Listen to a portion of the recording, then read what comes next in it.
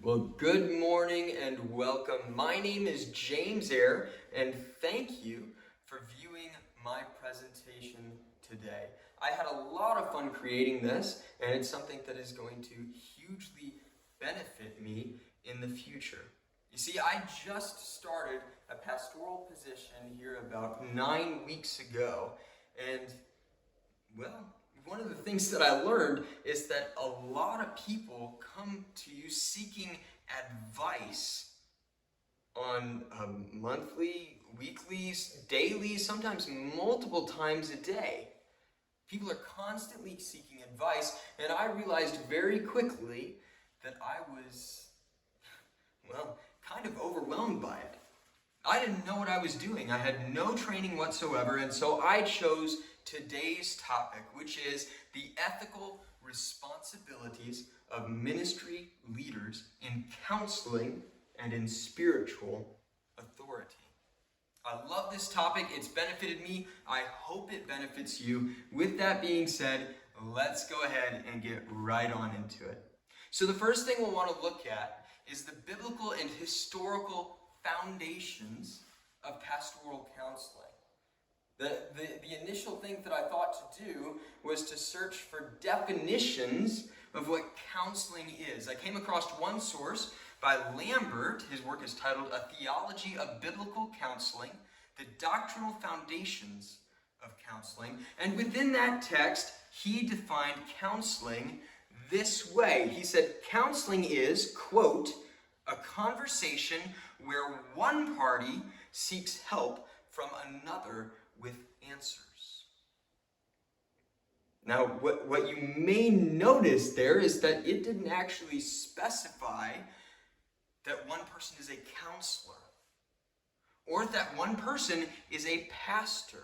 It didn't specify either one. The truth is that the things that I found in this study are useful for your average, everyday Christian who is in the church and discussing things, living life with other people. Anybody and everybody can use the findings of this study. Now, that being said, they are hugely applicable to that of pastoral staff. Now, as for a New Testament foundation of counseling, according to the Bible, we are to admonish, which means to warn. We are to encourage. We are to comfort. We are to bear one another's burdens. These are all commands, along with many others that exist in the Bible, commands that we as Christians are supposed to do for other Christians. Now, within my research, I read through Hawkins and Clinton, The New Christian Counselor.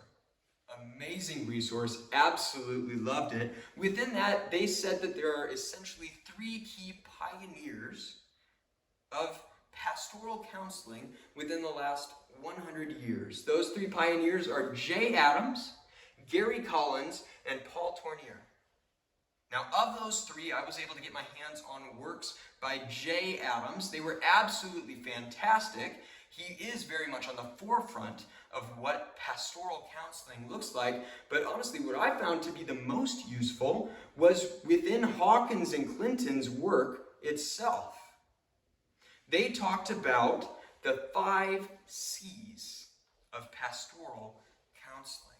The 5 C's are a framework to specifically have ethical pastoral counseling, which is, of course, what we're looking for within this study. How do we find things, how do we maintain ethical standards?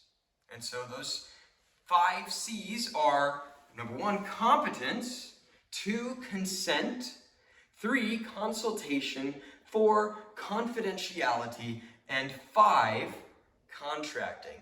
We're going to take a look at each one of those and how it applies to pastoral counseling specifically. So, number 1, competence. Competence means that you need to know your limits. I know my limits quite well. I note that I am very outmatched on many things. To give an example, there was one day that I was doing ministry in the county jail, and a gentleman came in who wanted to talk to me who he had PTSD, bipolar, and was schizophrenic. I had no clue what to do with that man. I wanted to help him, but I didn't know how. I needed to know my limits.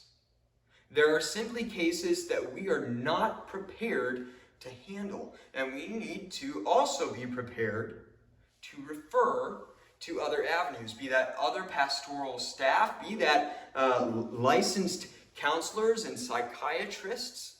We need to be prepared. We need to have competence. We need to know our limits. Number 2, consent. Now, consent means essentially that, well, since we believe that all people are made in the image of God, well, we need to show all people respect and dignity that comes with that. And so what that means is within our counseling practice, we can't be using tactics like manipulation. We can't be using shame. We can't be using coercion to try to get them to do specific things that we want them to do. Everything that we do with them, they need to be informed about. They need to knowingly consent to. Number 3, consultation. Consultation is discussing topics, maybe it's your weaknesses, maybe it's your strengths, with other pastoral staff or other counselors, other people, so that you're not just in the echo chamber of your own head. There are 3 main benefits to this. Number 1, you have the benefit of shared wisdom. Shared wisdom is powerful. I don't know everything that there is in the world, but fortunately, I can reach out to my mentors, to other pastors, and ask them about specific situations without giving up confidentiality, which we will arrive to here in just a moment.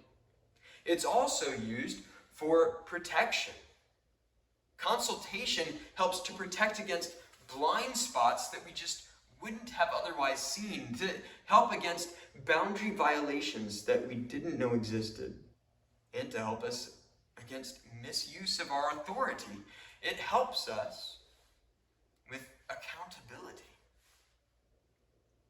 Consultation helps us with accountability. We need other people to help keep us accountable if we want to maintain ethical standards. If we don't have accountability, then there's not much that's practically holding us to the standards that we say we want to uphold. So that's consultation. And now the 4th C, confidentiality. Confidentiality is about creating a good relationship between pastor and counselee that creates a safe space where trust is, where they feel open, that they can be free to share their fears, their anxieties, all the things that worry them, maybe their griefs, the pain that they've borne in the past. Confidentiality is about creating a safe space so that they know those things won't get out to other people. Confidentiality is extremely important, but it's also important to understand that confidentiality is not an absolute. There are points and times when it is not just morally permissible, but actually morally required to break confidentiality. Those times are when the counselee is a danger to themselves or a danger to someone else. So confidentiality is very important. We need to be very strict on it, but also break it when it is necessary, when it is morally correct to do so. Our 5th C is contracting. Contracting is, well, the entire goal of it is to help build clarity of what the relationship is. Within contracting, you're going to sit down and talk with the counselee about defining goals for your sessions, defining the methods that are going to be used, the responsibilities that both the pastor and the counselee have. Again, the entire goal is to build clarity over the whole process. So our 5 C's are, again, competence, consent, consultation, confidentiality, and contracting. And with those 5, we can create a holistic approach to pastoral counseling. And again, why do we want to do this? Well, we want to uphold ethical pastoral counseling standards. This entire project was about exploring the ethics behind the practices of pastoral counseling. And with these 5 C's that Hawkins and Clinton provide, along with the other information that is also available, we can do just that. So I have loved this study. I loved researching it. Here are the references that I've had. They're on the second to last page of the PowerPoint. Thank you very much for listening, and have a blessed day.